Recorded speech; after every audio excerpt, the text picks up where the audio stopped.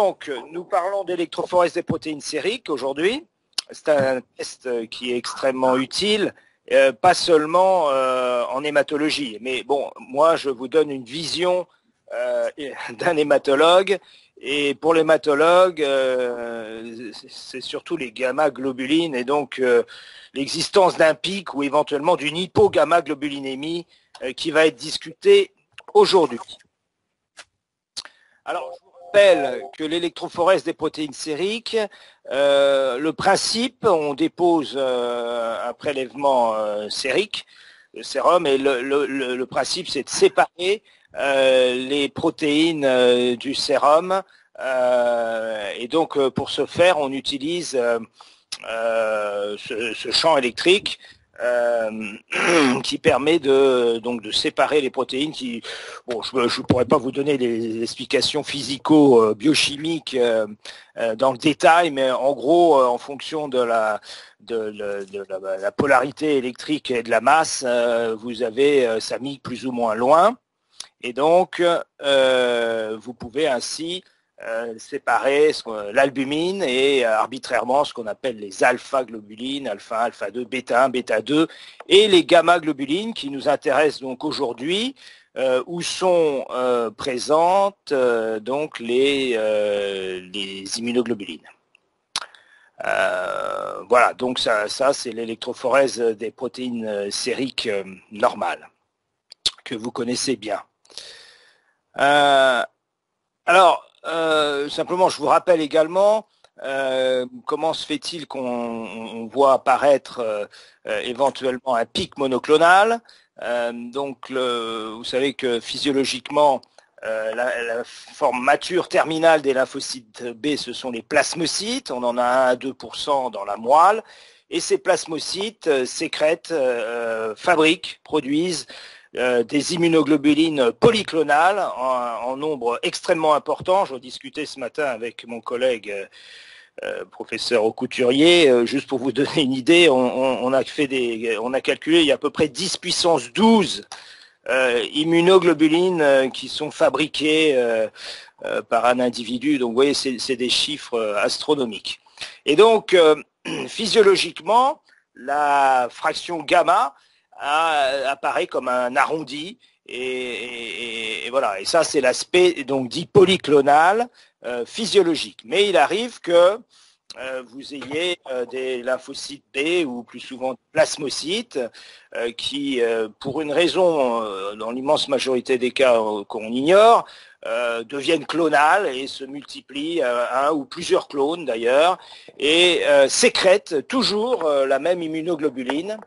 Et c'est ce qu'on retrouve à ce moment-là, cette clonalité plasmocytaire médulaire se traduit dans le sang par on pourrait dire une clonalité biochimique, et donc ce fameux pic monoclonal qui reflète donc cette clonalité cellulaire plasmocytaire médulaire.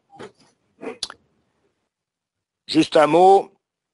Le pic, une fois qu'on a mis en évidence un pic, on fait, je vous rappelle, une immunofixation. Donc on a des anticorps, anti-IgG, IgA, IgM, et ça permet de donner précisément quelle est la nature du pic monoclonal. Est-ce que c'est une IgG? Là, en l'occurrence, vous voyez qu'il y a manifestement pâté en IgG et en lambda, et donc on a le phénotype de l'immunoglobuline clonale. En l'occurrence, c'est l'IgG lambda.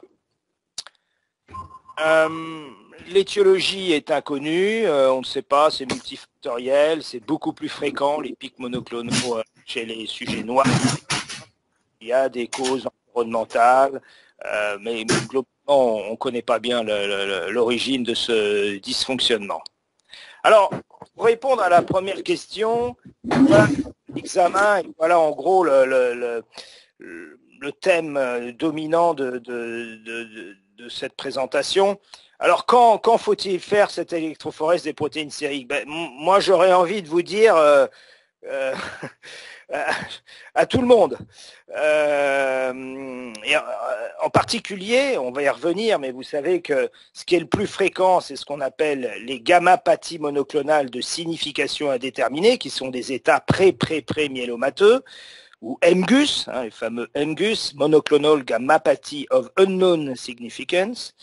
Et donc, ces MGUS, ils sont très fréquents, ils commencent à partir de l'âge de 50 ans, et à 70 ans, vous avez déjà, il est estimé à 3-4% de la population générale qui a un pic monoclonal sans même le savoir, dans l'immense majorité des cas, et ça ne fait que croître avec l'âge.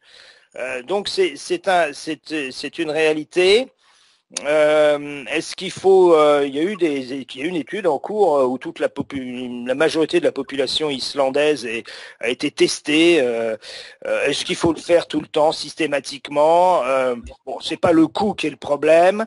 Il faut pas effectivement minimiser le fait que c'est quand même anxiogène. C'est-à-dire que si on trouve un pic monoclonal, même si nous médecins hématologues face à MGUS, on est en général rassuré et ça nous semble pas très important. Pour un individu, c'est quand même anxiogène.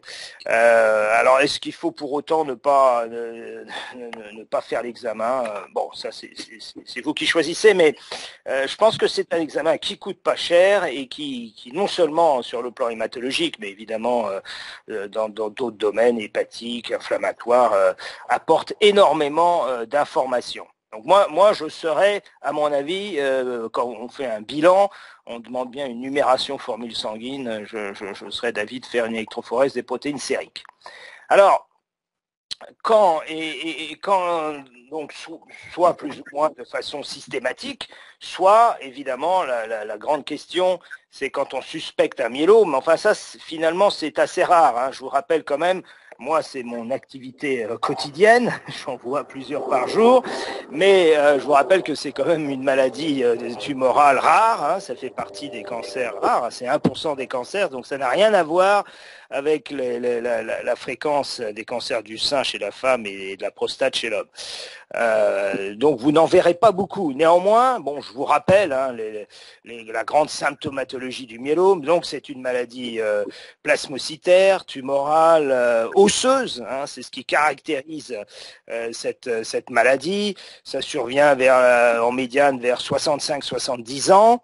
C'est des deux gens qui ont des douleurs rachidiennes majeures, inflammatoires, permanentes, et qui peut s'accompagner donc d'une destruction osseuse avec hypercalcémie, d'une insuffisance rénale parce que la chaîne lourde, la chaîne légère va passer le filtre glomérulaire et précipiter dans les tubules.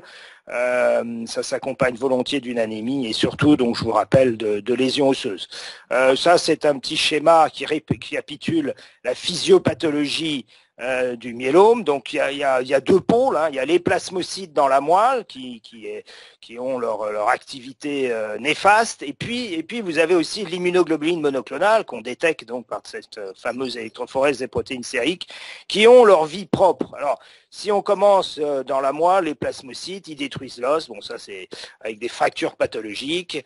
Ils infiltrent la moelle, induisant une anémie, et aussi, c'est souvent un mode de révélation, ils entraînent ce qu'on appelle une immunoparésie, c'est-à-dire les autres plasmocytes sains qui devraient continuer à sécréter des immunoglobulines polyclonales ne le font pas, et vous avez un déficit immunitaire humoral et des complications infectieuses, et en particulier des pneumopathies et un pneumocoque en particulier. Donc ça, c'est le versant plasmocytaire tumoral médulaire, et puis l'immunoglobuline elle-même peut, comme vous le voyez, et en particulier, être particulièrement toxique sur le rein. Voilà, bon, ça c'était la physiopathologie qui expliquait. Alors c'était pas, puisque c'est la maladie, l'hémopathie maligne, qui est une maladie osseuse par essence, et on s'est aperçu surtout que non seulement l'hyperdestruction osseuse par les ostéoclastes était importante, mais la reconstruction aussi par les ostéoblastes est inhibée. Donc tout ça fait que vous avez les fameuses lésions à l'emporte-pièce que vous voyez là, que je vous rappelle brièvement, et je vous rappelle donc la grande urgence qui est éventuellement donc l'effondrement de la vertèbre et la compression médulaire rachidienne sous-jacente. Donc ça, c'est avec l'atteinte rénale, ce sont les deux urgences. Donc voilà ce qui est résumé sur cette diapositive. Donc des plasmocytes anormaux en nombre augmenté, hein, classiquement plus de 10%. Hein, je vous rappelle, on en a 2%, plus de 10% dans la moelle. La sécrétion d'une immunoglobuline monoclonale caractérisée par l'immunofixation et des lésions osseuses, avec donc l'atteinte rénale et médulaire épinière qui est la moelle épinière, qui sont les deux urgences. Voilà. Alors ça c'est le cas où vous êtes en contact avec un myélome qu'on dit symptomatique.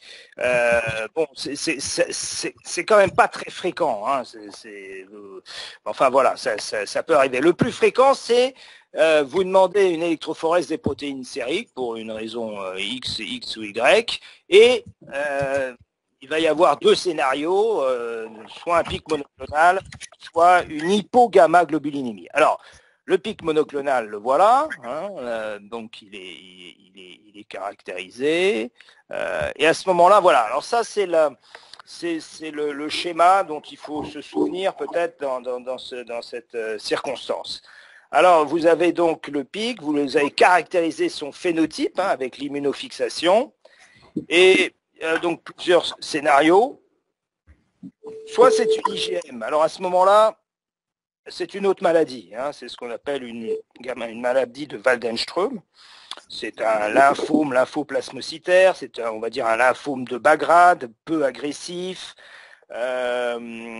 Et donc ça, on ne parle pas là de MGUS ou de myélome. C'est une autre maladie qui en particulier, il n'y a pas de lésion osseuse. Alors ça existe un myélome à IgM, mais c'est rarissime. Enfin, moi, j'en ai vu un ou deux dans ma vie. Donc, vous oubliez, si vous voulez, IgM, maladie de Waldenström, lymphome. Bon. Après, donc donc par ordre de fréquence, hein, c'est dans le phénotype, c'est IgG, IgA et HN légère. IgD, c'est plus rare. À ce moment-là, vous êtes dans le scénario d'une hémopathie possible, et évidemment, soit un MGUS, soit un myélome, soit plus rarement un plasmocytome. Je vous rappelle, un plasmocytome, c'est hors de la moelle osseuse. C'est des tumeurs constituées de plasmocytes anormaux et qui peuvent éventuellement par eux-mêmes sécréter une immunoglobuline monoclonale. Mais il ne faut pas oublier que vous avez d'autres hémopathies lymphoïdes B qui peuvent sécréter une immunoglobuline monoclonale, en particulier la LLC ou des lymphomes lymphome B. Donc c'est pas le pic. Évidemment, dans l'immense majorité des cas, ça sera soit un MGUS, soit un myélome, mais il faut garder en tête que ça peut être aussi une pathologie lymphoïde B. Et donc finalement, ce petit pic accompagne la maladie et ne sera secondairement pas au premier plan. Alors, ensuite, il y a effectivement d'autres maladies mentionnées, des maladies auto-immunes, des infections, des hépatopathies, qui peuvent se traduire par un petit pic monoclonal. Moi, je pense en particulier, j'ai vu ça assez souvent, des infections à HIV. Vous avez souvent une grosse hypergamma polyclonale, et puis au milieu de celle-ci, un pic monoclonal. Donc, voilà, donc vous orientez IgM, bon, vous sortez, c'est du lymphome lymphoplasmocytaire, c'est du lymphome de bas grade, et puis après, c'est un MGUS, un myélome ou une hémopathie lymphoïde B. Alors, je vais vous parler un tout petit peu du MGUS parce que c'est quand même extrêmement fréquent. Donc là, comme il est indiqué, c'est un état pré-myélomateux. Mais donc on passe, vous voyez, de la cellule plasmocytaire normale à la cellule à un petit clone. Et puis, in fine, vous allez avoir un myélome patent. Entre les deux, il y a une entité qu'on appelle myélome indolent qui est donc entre les deux. Alors, ce qu'il faut retenir, si vous voulez, pour vous, dans votre activité quotidienne, le MGUS, bon, d'abord, c'est un pic qui n'est pas très important. Hein. Classiquement, quand le pic est à plus de 30 grammes par litre, on parle déjà d'un myélome. Hein. Donc, c'est un pic qui n'est pas très important. La plasmocytose médulaire, par définition, doit être inférieure à 10%. Et surtout, tout est normal par ailleurs. Je vous le rappelle, hein, le patient est asymptomatique et il n'a pas d'anémie, pas d'insuffisance rénale, pas d'hypercalcémie, pas de lésion osseuse. On pourra discuter tout à l'heure, c'est souvent une question, est-ce qu'il faut l'adresser systématiquement à un hématologue, est-ce qu'il faut faire un myélogramme? Bon, on peut déjà en dire, si vous avez quelqu'un de 80 ans, pour lequel vous avez un petit pic monoclonal qui se plaint de rien, à mon avis, vous pouvez dans un premier temps surveiller, refaire une électrophorèse 6 mois plus tard, voir si ce pic augmente ou pas. Bon, c'est une attitude qui, à mon avis, semble peut-être raisonnable. Alors l'autre chose qui peut vous aider, et ça il y a des facteurs pronostiques mais qui sont simples. Hein. Alors là il y en a deux qui ont été étudiés à la Mayo Clinic et l'autre par un groupe espagnol. Si votre protéine clonale est faible, vous voyez le seuil là est de 15 grammes par litre. Hein.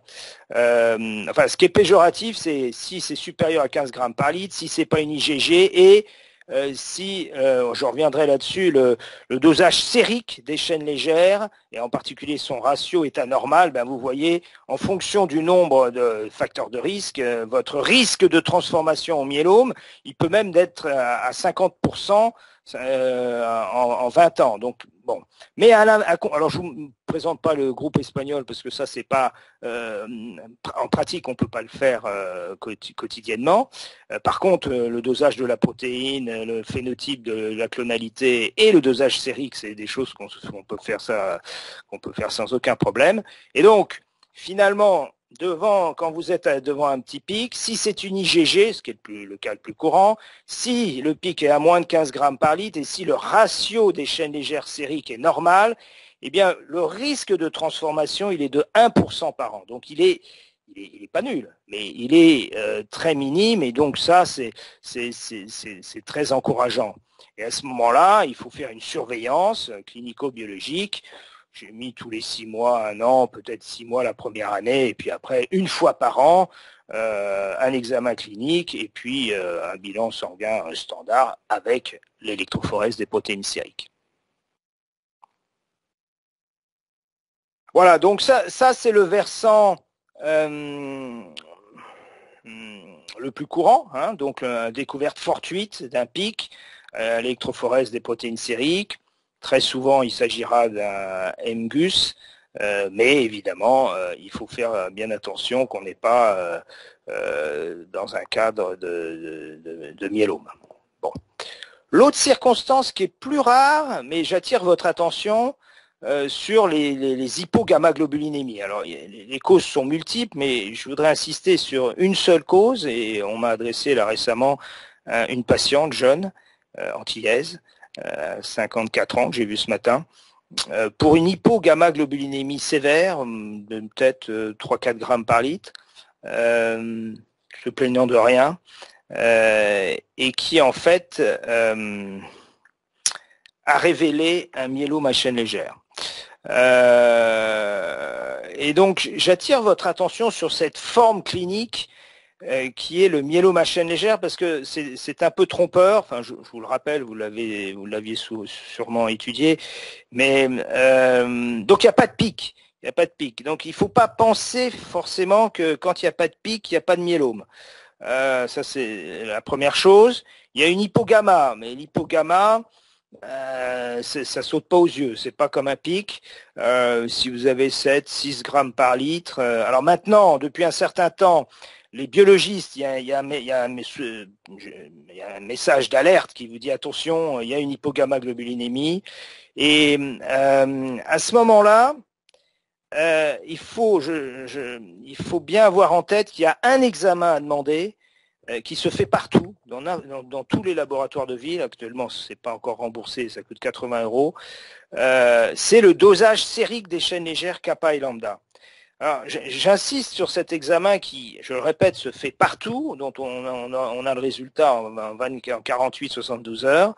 Et si vous avez effectivement un myélome à chaîne légère, eh bien vous allez avoir, par exemple, prenons un myélome à chaîne légère kappa, les normales, c'est autour de entre 10 et 30 unités internationales, et ben vous allez avoir une chaîne légère kappa, ma patiente en l'occurrence, à 1800 et lambda effondré. Et donc quand vous faites le rapport kappa sur lambda, il est très pathologique. Et ça, si vous voulez, c'est l'équivalent du pic. C'est la clonalité biochimique de la chaîne légère. Et ça, quand vous avez un tel résultat, eh bien, c'est très évocateur de myélome à chaîne légère. Alors bien sûr, il faudra compléter et faire un myélogramme. Mais j'attire votre attention sur sur le fait qu'il ne faut pas passer à côté d'une hypogamma et que si vous avez cette hypogamma, il faut faire cet examen très simple et dont on a le résultat très rapidement. Alors, je vous rappelle juste, hein, le myélome à chaîne légère, c'est donc en général une immunoglobuline, c'est comme on la représente comme un Y, il y a une chaîne lourde et une chaîne légère, kappa ou lambda. Et puis de temps en temps, donc ça ne sécrète qu'une chaîne légère. Alors la particularité de la chaîne légère, c'est qu'elle passe le filtre glomérulaire.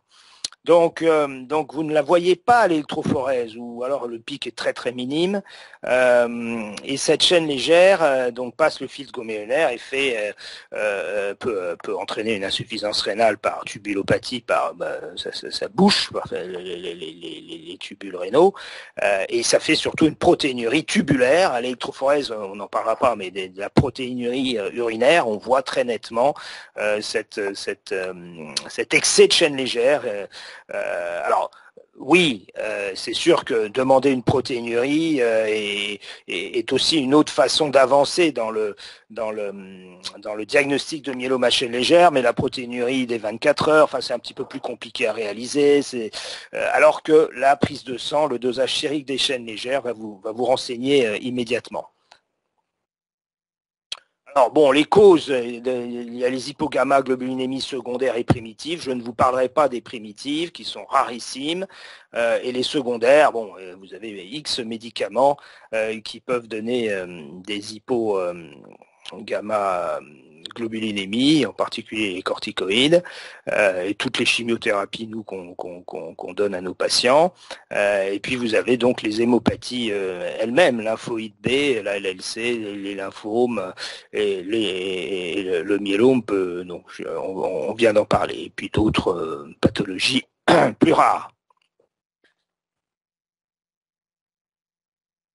Alors, voilà, donc il est de bon ton quand vous avez une hypogamma, si par hasard vous n'avez pas d'excès de chaîne légère sérique, eh bien, vous pouvez commencer à faire une recherche d'hémopathie lymphoïde. Cette diapo peut être aussi utilisée si vous suspectez un lymphome. Bon, voilà, ça un bilan de base qui peut se faire en ville et qui pourra vous orienter vers une hémopathie lymphoïde B. Donc en conclusion, je le répète, c'est un examen qui coûte rien, qui est facile à faire et qui est extrêmement riche. Je vous ai donné uniquement des informations sur le versant hématologique. Moi, il me semble que c'est un examen qui est important à réaliser au moins une fois chez vos patients, en particulier au-delà de l'âge de 50 ans. Vous serez très souvent face à un MGUS, donc on en a discuté. Vous pouvez commencer avoir une idée sur le pronostic avec les éléments que je vous ai donnés, vous pouvez nous les adresser à nous, hématologues, en tout cas, ou peut-être une fois. Et après, moi, habituellement, avec mes correspondants, je leur demande de suivre le MGUS, mais il faut le suivre, hein, ça c'est important. Hein, même si c'est 1% par an, 10, 15, 20 ans, il faut continuer à faire cette électrophorèse parce qu'il y a un certain nombre de patients qui vont effectivement se transformer en authentique myélome. Et bien sûr, plus tôt on fait le diagnostic, meilleur est le pronostic. N'oubliez pas, devant une hypogammaglobulinémie, donc de faire ce dosage sérique des chaînes légères, kappa et lambda, ça permettra d'aller très vite au diagnostic de myélome à chaîne légère. Et enfin, il ne faut pas oublier qu'un petit pic, ça ne veut pas forcément dire simplement MGUS ou myélome, ça peut être un signe biologique d'accompagnement d'une hémopathie lymphoïde B, telle qu'une LLC ou un lymphome. Voilà, je vous remercie pour votre attention et si vous avez des questions, j'y répondrai. Merci. Merci beaucoup, professeur Garderet.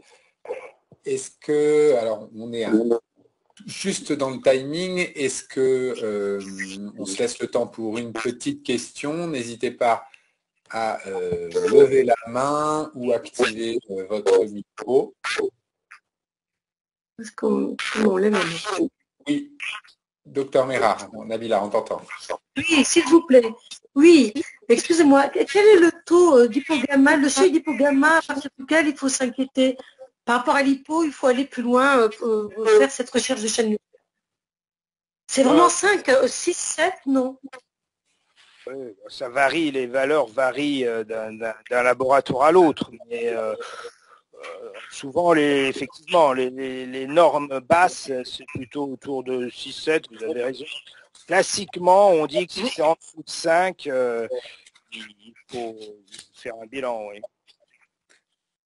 Voilà, effectivement, classiquement, on dit il y a des normes souvent qui sont parfois à 8. Entre 6 et 8, on hésite un peu à lancer un gros bilan, sauf s'il y a des symptômes. Et en dessous de 6, généralement, on fait le bilan complet d'hypogamma. D'accord. Il y a peut-être quelque chose qui m'a échappé, je ne sais pas, concernant la protéinerie de Ben Jones. Pourquoi faire un dosage sérique des chaînes légères qui n'est pas remboursé alors qu'on n'a pas parlé de la protéinerie de Ben Jones? Oui, c'est juste. Vous avez tout à fait raison. J'ai mentionné la protéinurie pour le myélome à chaîne légère. Mais bon, c'est pas ça, si vous voulez. Même si vous avez une protéinurie de Ben Jones, donc des chaînes légères libres dans les urines, ça